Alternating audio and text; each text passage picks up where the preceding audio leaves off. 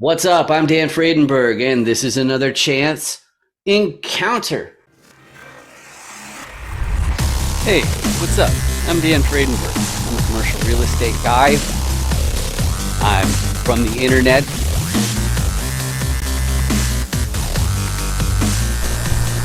We're seeing more properties like this being built in front of a house. It's going to be torn down soon. I understand that there are power lines that are just kind of close. What's up again? This is Dan Fredenberg, and that there is a commercial real estate building.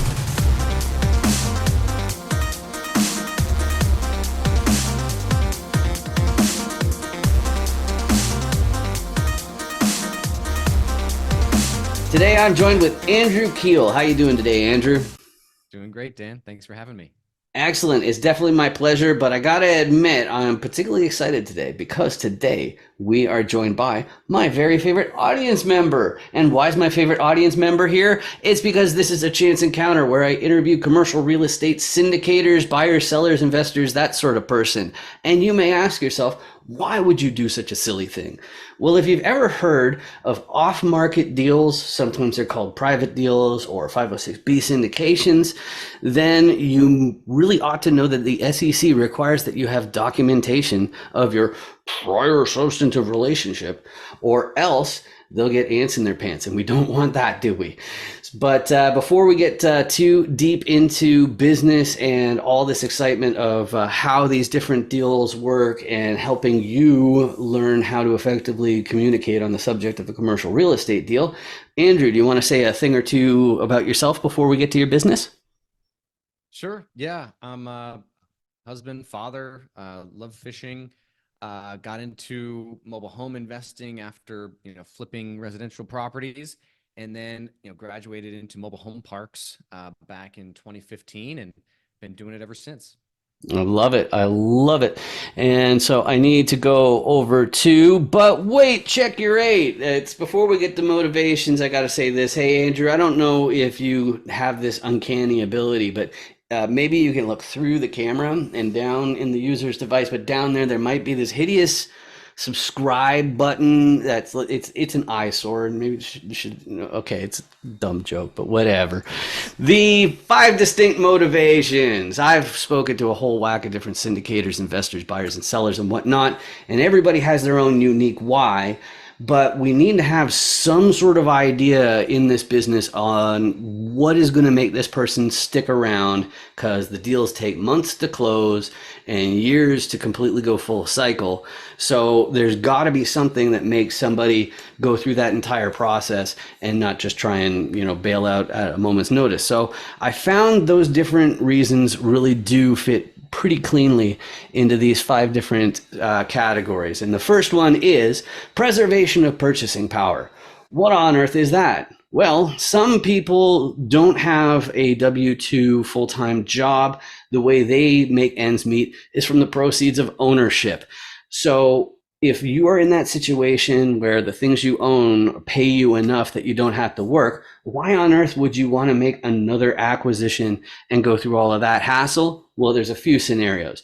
One is if inflation is eating away at the purchasing power of your cash flow, then you're going to have to make a new acquisition, a new asset to boost that cash flow. But the other situation is when there's distress or an asset crash or something like that. That means that you can buy at a steep discount. That's the other time when somebody like this would make their next acquisition. But I'm not that far in my real estate journey. Where I come from is the tech industry, which of course is the world of high wage earner, high salary earner. And the problem with that is you pay more in tax than anybody else. So specifically, my background is in the CRM, web funnels, and web asset development and marketing and all that kind of fun stuff for taking transactions online. And I started in the real estate sector in 2014 for a guy that was doing 10 single family transactions every single month. And I noticed that he was paying almost nothing in tax.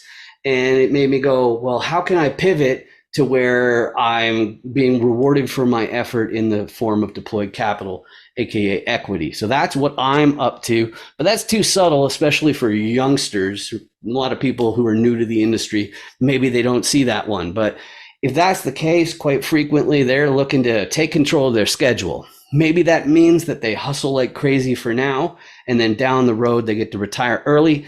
But it might just mean that they want to work fewer months per year or fewer weeks per month or something like that. And that's a perfectly decent motivation, but it's not universal. A lot of people think that it is, but not these guys. They're motivated by ambition. They want to buy their entire hometown. They want to make sure that their great grandchildren never have to hold a day job, and that's why they're going to be hustling into their 90s. So that's a perfectly great motivation for making these different acquisitions, because they're going to be hustling into their 90s. Just like this last group, however, they're not focused so much on their generational wealth. They've picked, maybe it's a sector of society, or maybe it's animals, maybe it's the environment, who knows? But the important thing is there's a financial aspect of making a really big impact. And so that's why they're making these acquisitions. So, Andrew, of those 5 different motivations, which ones, what combination of them would you say describes you best? Yeah, I think the cash flow, the freedom speaks, to me, along with the tax efficiency of the cash flow, and getting that freedom. I also think, with what we do in affordable housing, it's a win-win. We're improving these rundown trailer parks and making them better. So we're helping people and at the same time creating good returns for our investors. I love it. I love it. It's a great answer. So the next question then though has to do with risk. And of course, every business has risk, and real estate, commercial real estate is one of the most mature ones out there. And if you've ever been involved in an off-market deal or a 506B syndication, whoever the securities attorney in the mix was, they should have insisted that every investor, every partner who's involved fills out this really invasive questionnaire with all these different financial questions that you're probably uncomfortable answering.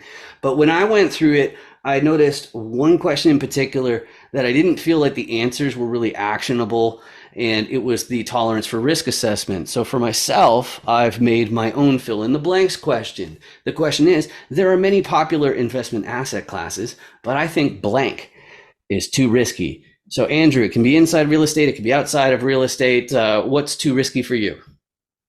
Yeah, I would say investing in NFTs is too risky for me. Just the lack of cash flow and my just general knowledge of it just is a little bit too risky.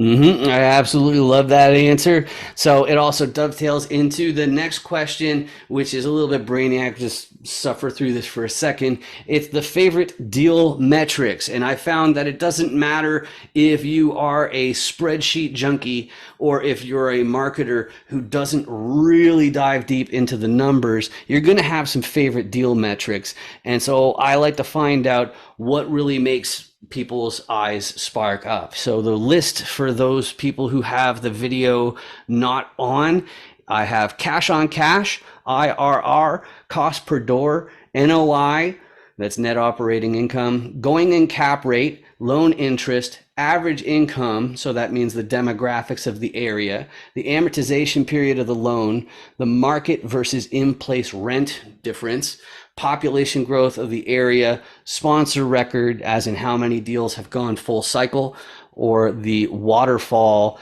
or split. So which ones do you really zone in on, understanding that they're all important? Andrew? Yeah, if I was going to, be investing passively, I would say the cash on cash return and IRR are definitely really important.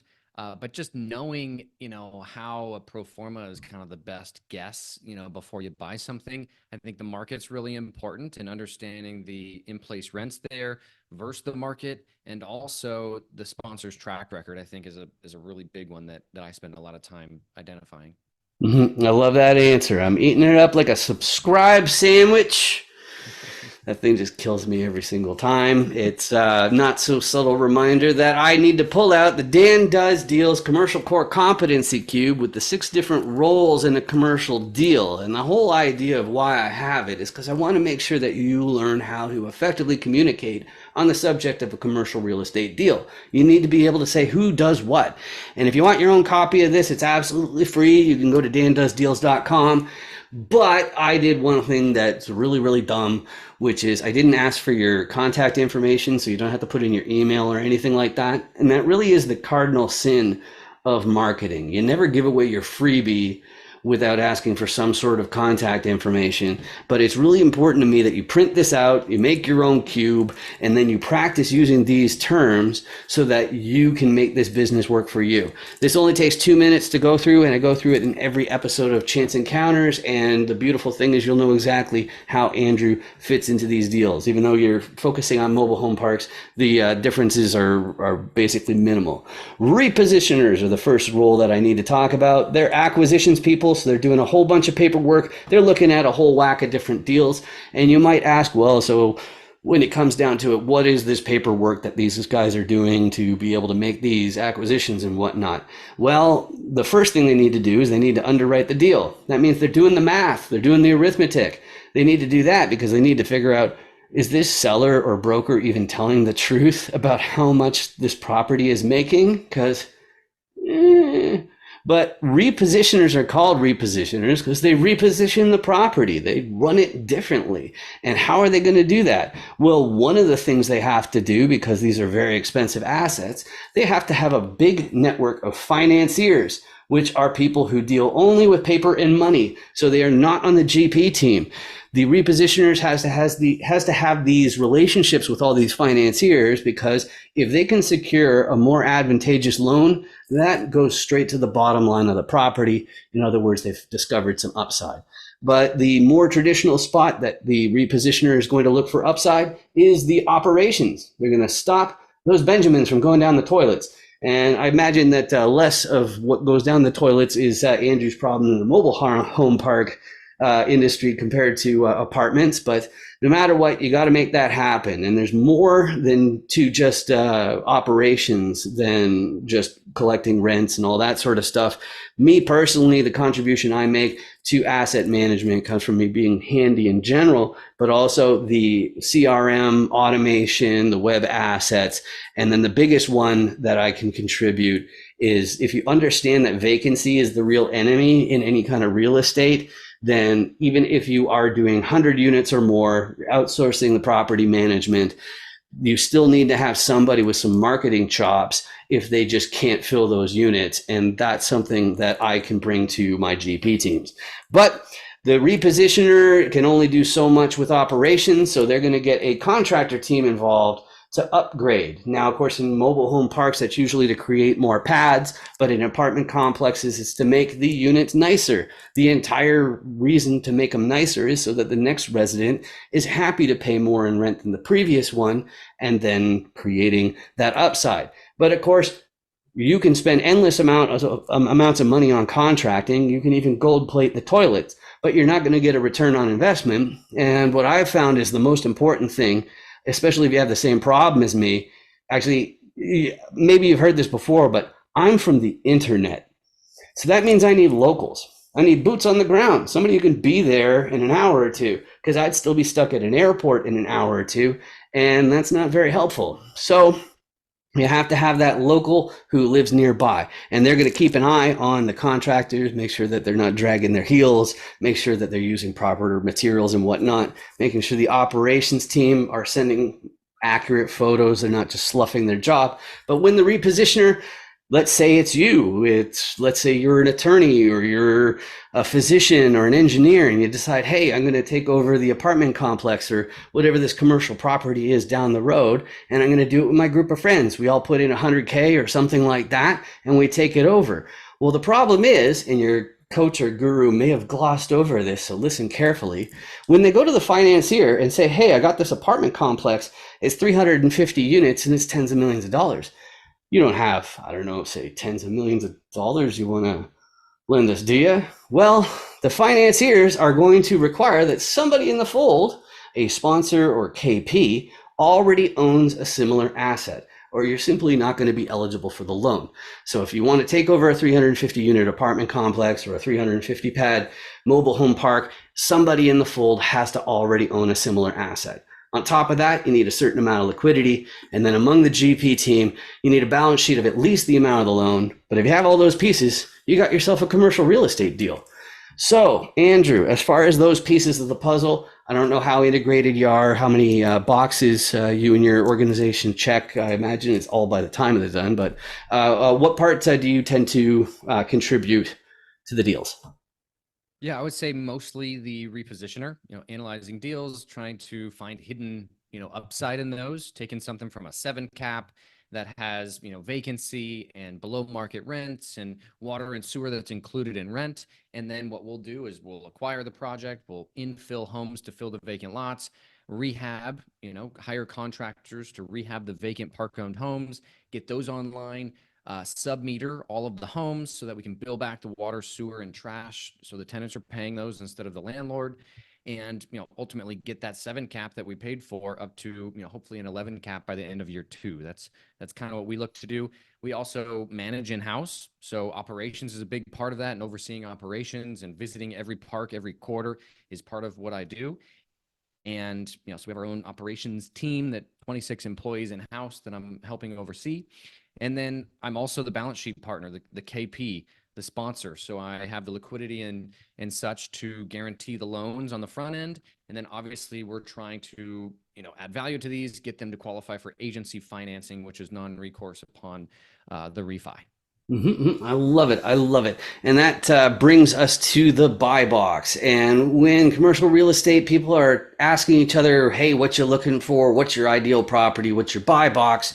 We're mainly looking for three things. The first one's geography. Where is it? So which state, which county, possibly even which neighborhood. Now, with mobile home parks, it's probably how close to an MSA is going to be more important than a specific neighborhood. You don't have urban mobile home parks unless there's something new that I haven't heard of yet, but that'd be a neat interpretation of highest and best use. But geography definitely matters. The second one's going to be size. Most of my guests on this show are in multifamily, which means apartment complex investing. And the way you define size in that case is by unit count. With mobile home parks, it's the number of pads. So it's very, very similar. But the reason why it's so important to mention the size of the ideal property is because you have a completely different type of team taking over a 10 unit apartment complex compared to a 350 and that sort of thing. So that size definitely matters.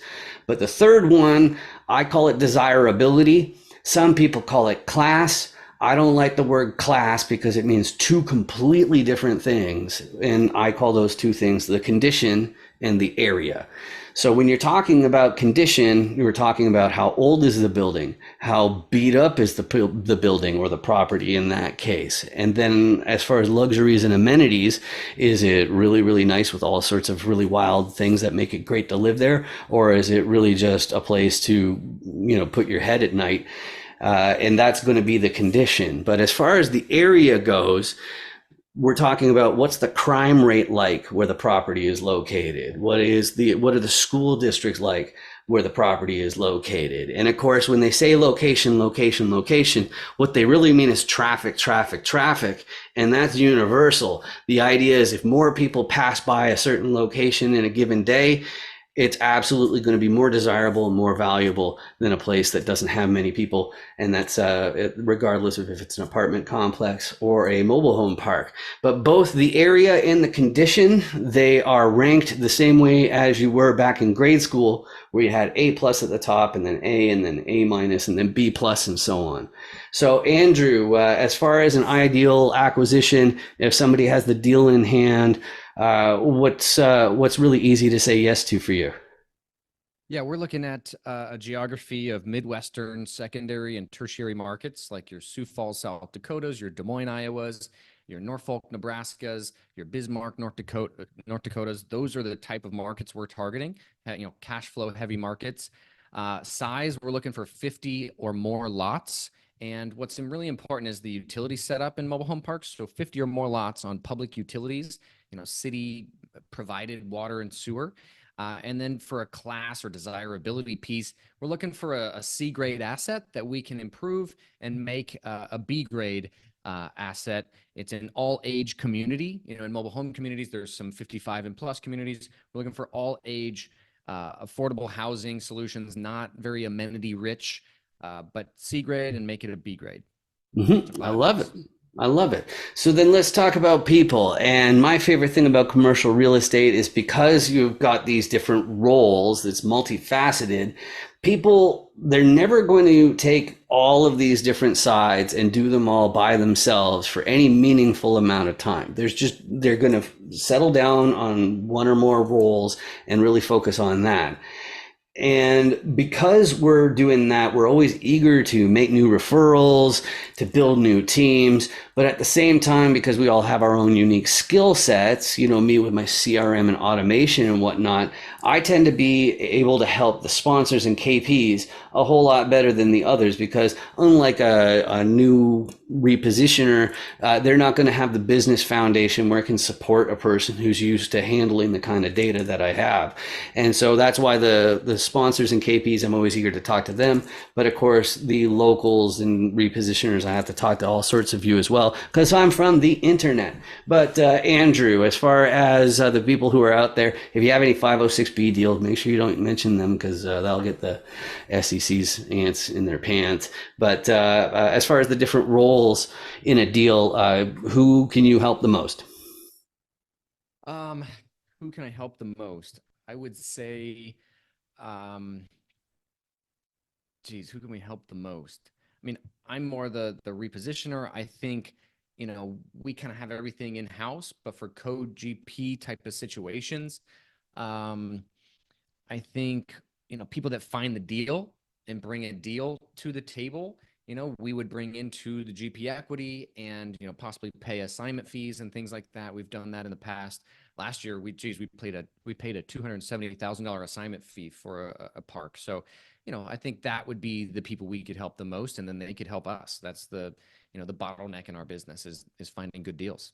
I love that answer. And so that brings us to the burning question of how do you reach out? Me, I'm lucky because I got this really distinct last name. So I'm super duper easy to find on LinkedIn, which is the social media platform where I spend most of my time. And so it's really easy to find and connect with me there. But if you scan this QR code, that goes to the FAQs page of 506 BME, which is the platform where I offer the IT services to take care of the documentation of your substantive relations with your investors. And that way, if the SEC ever audits you for your different activities in syndications, then you have that proof that you found out their appetite for risk and core competencies and that sort of thing. But Andrew, if people want to reach out to you, social media, email, phone, whatever, what are the best ways to reach out? Yeah, I'm on all the social media channels. I'm pretty active on LinkedIn as well, but my website, keelteam.com. That's just KEELTEAM.com. I have a free ebook on there on mobile home park investing. So yeah, that would be the best place to contact me. Beautiful, beautiful. And that leaves only one thing, which is the public service announcement I always do, which is not for you, Andrew. It's for the audience. If you've been watching this episode and you've been experiencing searing pains in your eyeballs, maybe like migraine-like symptoms, I'm confident it's because of the hideous subscribe button that's right there and you can click it and get rid of it. And full disclosure, I want you to click on it because if enough people do, then YouTube will actually start to pay for these videos instead of me.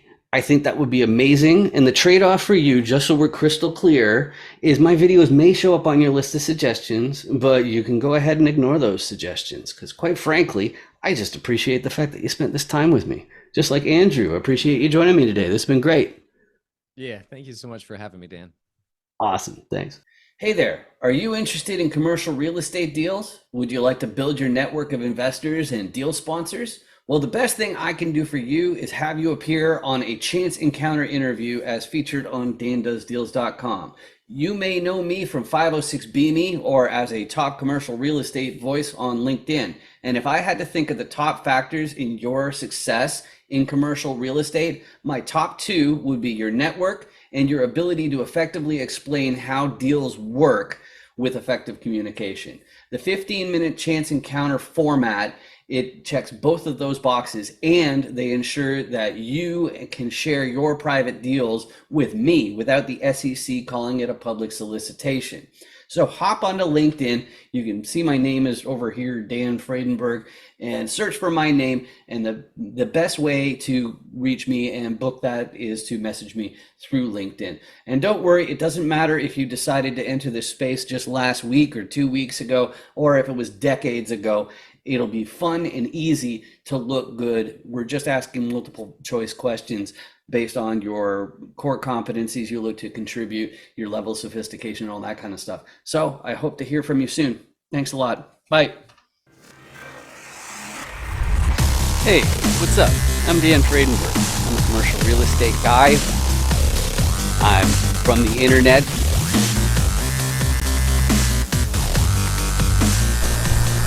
We're seeing more properties like this being built in front of a house. It's going to be torn down soon. I understand that there are power lines that are getting kind of close. What's up again? This is Dan Fredenberg, and that there is a commercial real estate building.